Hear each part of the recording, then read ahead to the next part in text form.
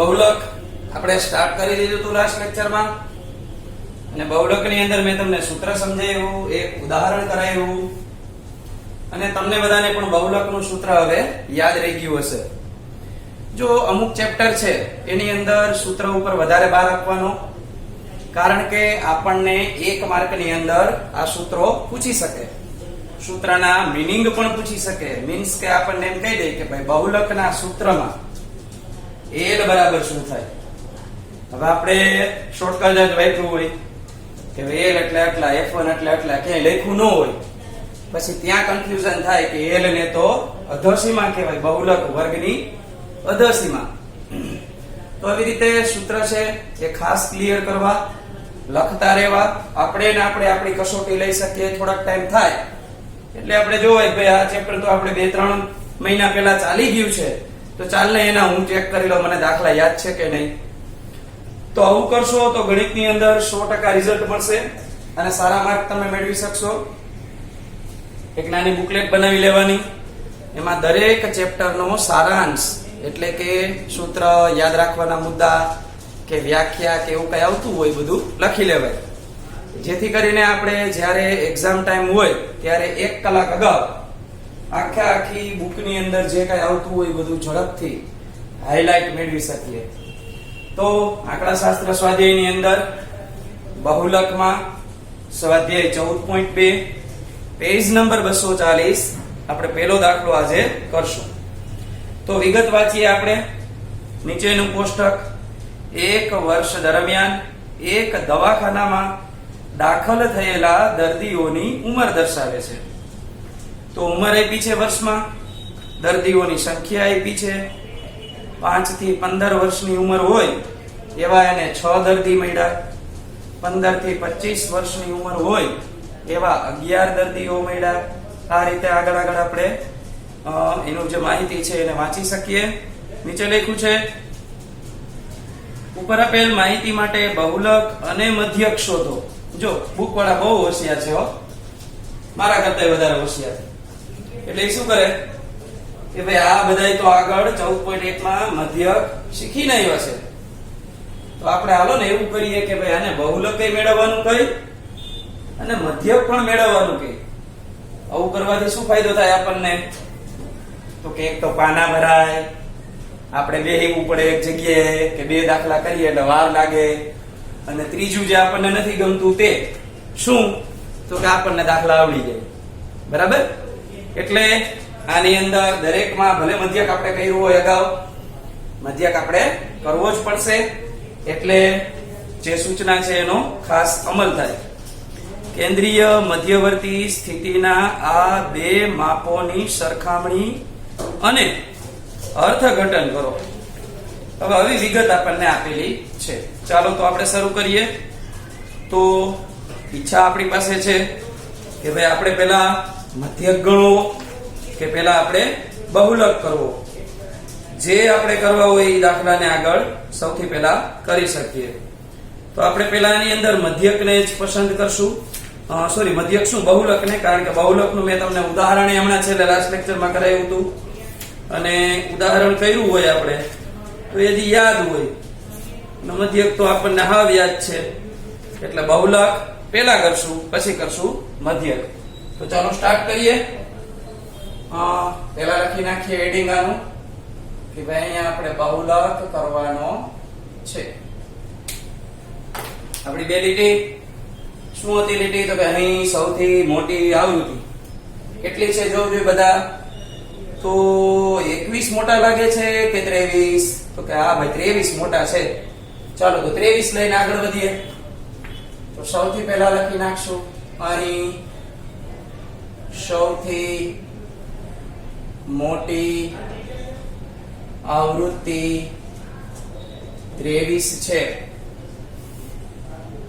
જેને સંબંધિત વર્ગ. ચાલો ચેક કરીએ રકમમાં કે 23 ની સામે કયો વર્ગ આપ્યો છે? તો કે 35 થી 45. 35 થી 45 છે. નીચે લખશું આપણે ભાઈ માટે બહુલકીય વર્ગ. બરાબર 35 થી 45. ચાલો હવે આપણે ડિટેલ લખવાનું શરૂ કરીએ. તો આપણા સૂત્રમાં સૌથી પહેલા આવશે L, અને એવું લાગતું હોય તો આપણે પહેલા સૂત્ર લખી નખાય એટલે ક્રમમાં યાદ રહે આપણને. તો આપણું બહુલકનું સૂત્ર Z બરાબર L plus F1 minus F0 છેદમાં 2F1 minus F0 minus F2 અને આખા સાથે ગુણાકારમાં H. ચાલો તો L એટલે આપણે શું કહેવાનું હતું? તો કે બહુલક વર્ગની અધર સીમા. અહીંયા લખીએ બહુલક અથવા તો બહુલકીય વર્ગની અધર સીમા કેટલી થશે? તો કે 35. L પછી શું આવ્યું? તો કે F1. ચાલો લખીએ F1 તો કે બહુલકીય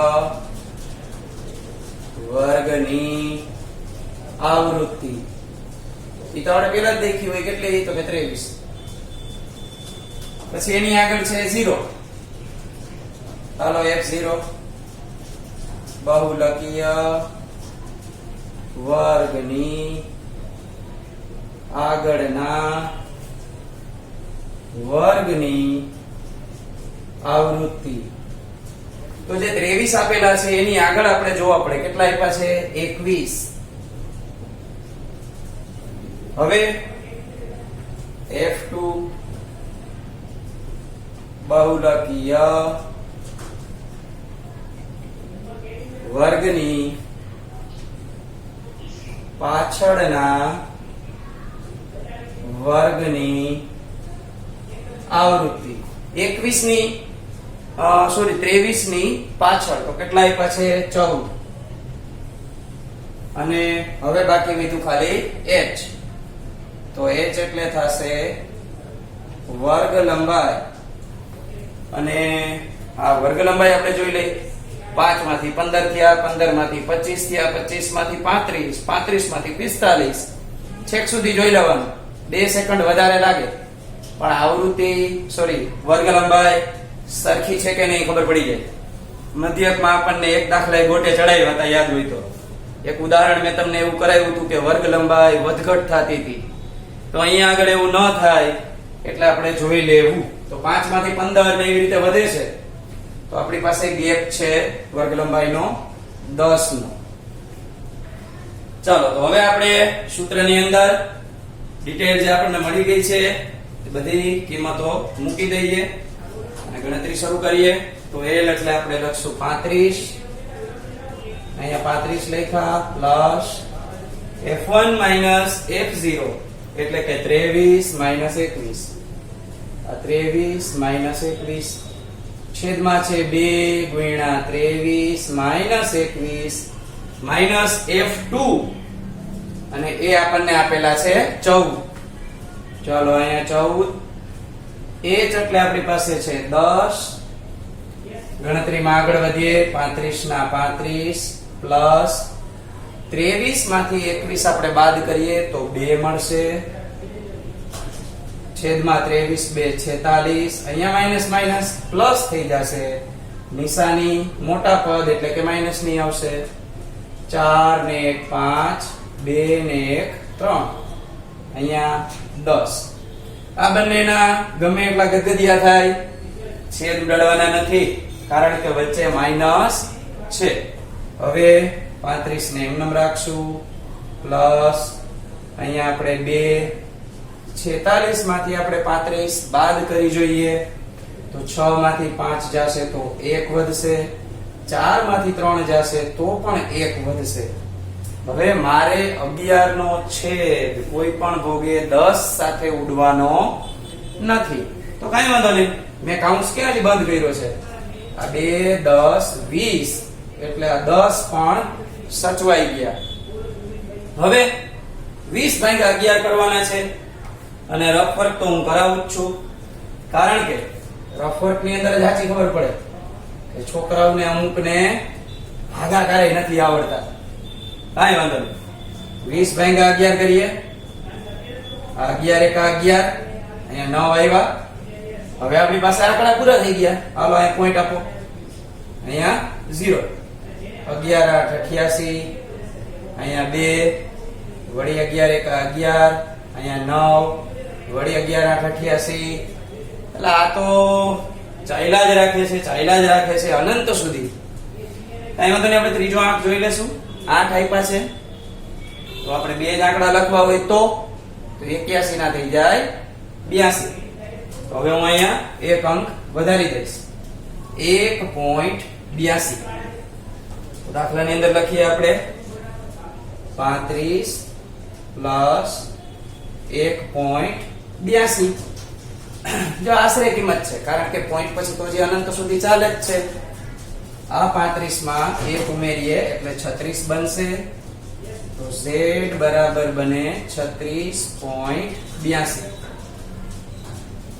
તો આપણે બહુલકનો દાખલો એક અડધો નહીં અડધો માર્ક કપાય ને એવું કઈ રહેવા નથી દીધું, કાંઈ ઘટે નહીં. આમાં બધી જ વસ્તુ ડિટેલ સહિત લખી છે અને બધાય દાખલા આપણે આ રીતે જ કરવાના છે. ત્યારે તમે મને પરીક્ષામાં યાદ કરશો કે વાહ સાહેબ બધું યાદ રહી ગયું, આમાં કાંઈ ઘટતું નથી. હવે આ દાખલાને આપણે મધ્યક મેળવી અને એને કઈક નીચે પ્રશ્ન પૂછ્યો છે એનો પણ જવાબ આપવાનો છે. આપણે બહુલક જોઈ લીધો. હવે આપણે આપણી પ્રિય રીત મધ્યકમાં પદ વિચલનની રીતથી આ દાખલો કરી નાખીએ, પછી એનું અર્થઘટન આપણે નીચે લખશું. તો ઉંમર એટલે કે xi અને દર્દીઓની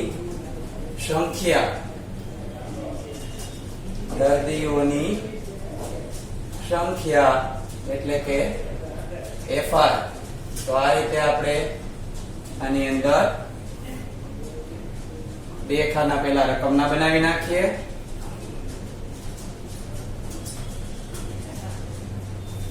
ચાલો, તો આપણી પાસે વર્ગો આપ્યા છે 5 થી 15,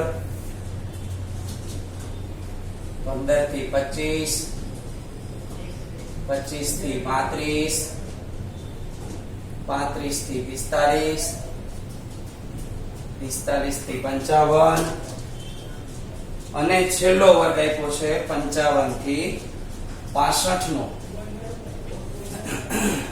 હવે આપણે આની આવૃત્તિ લખી નાખીએ. 6 11 21, 6 11 21, 23 14 અને 5. 23 પછી 14 અને 5. ચાલો, મેં તમને જે નિયમ કીધો એ તમને યાદ જ હશે કે છેલ્લો આંકડો છેલ્લા આંકડાની નીચે હોવો જોઈએ, જેથી કરીને સરવાળામાં ભૂલ થાય નહીં. હવે આપણે આની અંદર તો કે કુલ, અહીંયા હું n, હજી એક યાદ કરાવી દઉં કે એને સિગ્મા fi પણ કહેવાય. 5 ને 4 9 ને 1 10 ને 3 13 ને 1 14, 14 ને 26 વધી 2 ને 1 3 4 5 6 7 અને 8. તો અહીંયા આગળ મને મળ્યા 8080. હવે આપણા ખાના, તો મારી પહેલા તમે મગજમાં હેડિંગ બોલતા જશો. એ આવશે મધ્ય કિંમતનું હેડિંગ. ત્રીજું ખાનું જેને આપણે xi કહેવાય.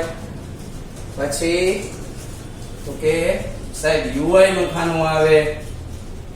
ચાલો, પછી તો કે છેલ્લું ખાનું આપણું fi ui નું આવશે. જો આ ખાના જેને યાદ રહી ગયા ને એના માટે આ ચેપ્ટર ચપટી વગાડતા આવડી જાય એવું છે.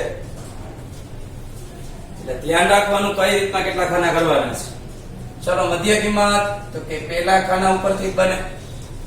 15 ને 5 20, 20 ના અડધા 10. હવે કેટલાનો ગેપ છે છેક સુધી 10 10 નો.